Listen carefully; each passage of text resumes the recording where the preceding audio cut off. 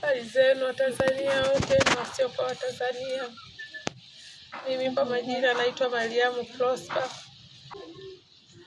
Mimi ni mama mwenye ulemavu. Nilipata ulemavu nikiwa baada ya kuwa natoka kazini saa 6 usiku. Nilikuja na gari mpaka nyumbani, nikaingia ndani. Baada ya kuingia ndani, kumbe nimesahau mkoba wangu ndani ya gari. Nilivyotoka nalikimbiza gari kufika hadi maeneo ya nyumba kama 3 Kisangani Guest, nikakubana na watu wawili, wakaniambia wanaomba simu na hela. Nikamwambia mimi sina hela wala sina simu. Yule mmoja nilimwona, nikamwambia fulani, nimekujua. Baada hapo kama nipiga nondo za kwenye mabega, nilikuwa nimepoteza fahamu. Nilitupwa kwenye msingi. Nilijikuta niko hospitali baada ya kuwa nimekutwa na watu. Tupeka taarifa nyumbani. Nimekaa pale Maweni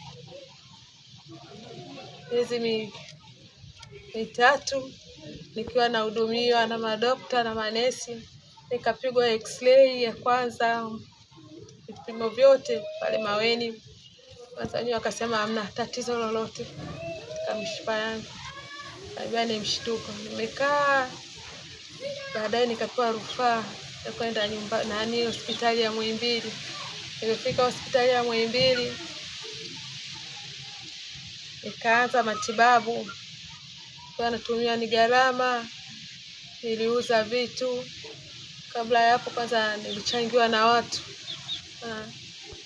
na watu nauli, niliuza uwanja, niliuza vitu vya ndani. Kwa nimeenda hospitalini. Nilifika hospitali ya Muhimbili, nikaandikiwa kupiga CT scan. CT scan nikaambiwa 1,000,000. Lakini 1,000,000 nikaambiwa uwezo wa 1,000,000 mimi sina. Wakaniambia basi tutakupiga passport size. Nikamwambia sawa. Basi toa shilingi 700,000. Nikamwambia 700,000 sina. 500,000 kabidi tukatoa zile 500,000. Nikawa nimepigwa hiyo CT scan. Wakagundua kuna pingili zilizobonyea na mawasiliano na ganzi, kwa hiyo inanisumbua sana mwilini.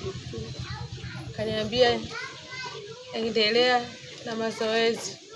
Nimeendelea pale na mazoezi kutokana na kipato changu kilikuwa kidogo. Uwezo sina hela. Nimefanya mazoezi miezi mingapi, kabidi nirudi nyumbani Kigoma. Dawa nilizoandikiwa ni dawa nilikuwa natumia dawa 300,000 na 30,000 kila baada ya miezi 3. Namaliza miezi 4 5 sipati choo, na kula kama kawaida. Choo changu ni cha shida. Nikawa nimeandikiwa vidonge fulani hivi vya kuposhi ili kupata choo. Hizo dawa zilikuwa zinachanganyikana na dawa za mishipa kwa 300,000 na 30,000. Nimetumia lakini kutokana na uwezo wangu ulivyo mdogo zaidi, zile dawa nikawa siwezi kutumia tena. Nikawa sina hela, sina chochote tena na cha kuuza ndani. Nilikuwa nauza ndani.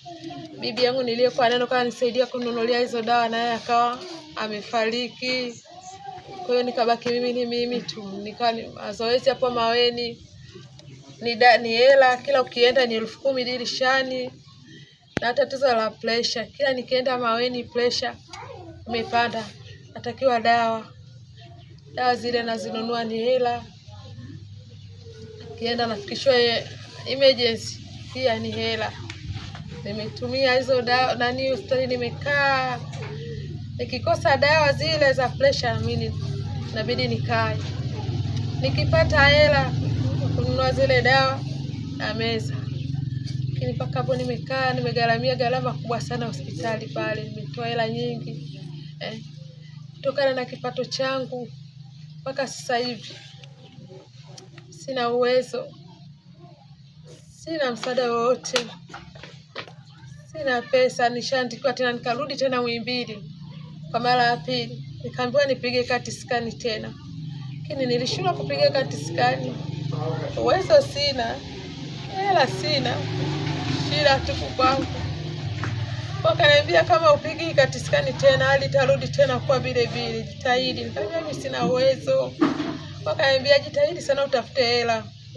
Nikamwambia mimi nitatafuta hela wapi? Nimeshauza uwanja, nimeuza kila kitu cha ndani. Naishi na mtoto wangu ambaye naye kipato chake ni kidogo sana, kihitaji mahitaji yangu. Navaa pampers mimi. Pampers kila siku navaa pampers moja. Na pampers moja ni 2,000. Sasa tununue pampers 10 ni shilingi 16,000. Lakini uwezo sina. Nikipata kunisaidia nanunua, nikikosa nakaa naishi hivyo hivyo. Mimi siwezi kwenda chooni, siwezi kuchumaa.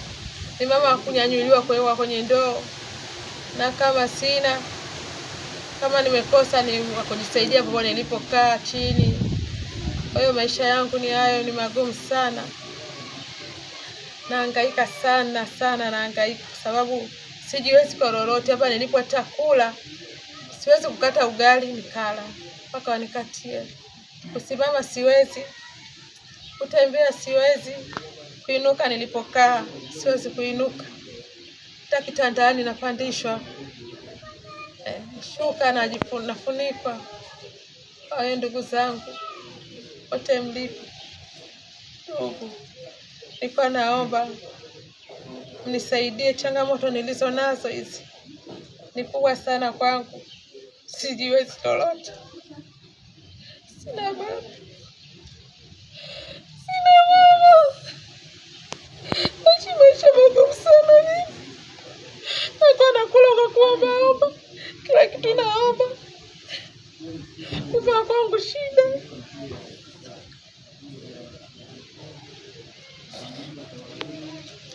Nilikuwa naomba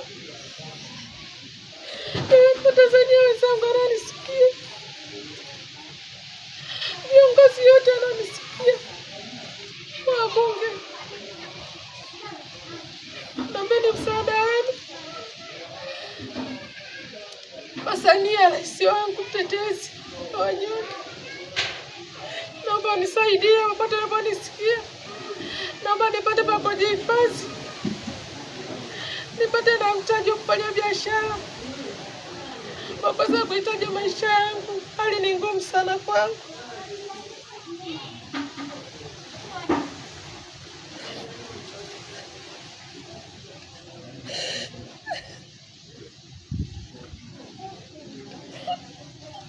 Hali ni ngumu sana kwangu. Naishi maisha magumu sana, nyumba ya kupanga. Naishi nyumba ya kupanga, sina uwezo. Mtoto wangu mwenyewe anahangaika hivyo hivyo, atafuta hela hivyo hivyo. Lakini hela yake ni ndogo sana, tufanye hela kulipa kodi ya nyumba, kula uma. Pato ni kidogo sana kwake. Naomba mama, mnaponisikia. Naomba wabunge wote mnaponisikia, Watanzania wenzangu. Naombeni msaidie. Napata shida sana. Naumia sana mwili, maumivu makali. Maumivu ni makali sana mwilini mwangu. Miguu inaniuma, mikono inauma, mikono imekakamaa, haina nguvu, miguu haina nguvu. Naomba msaada.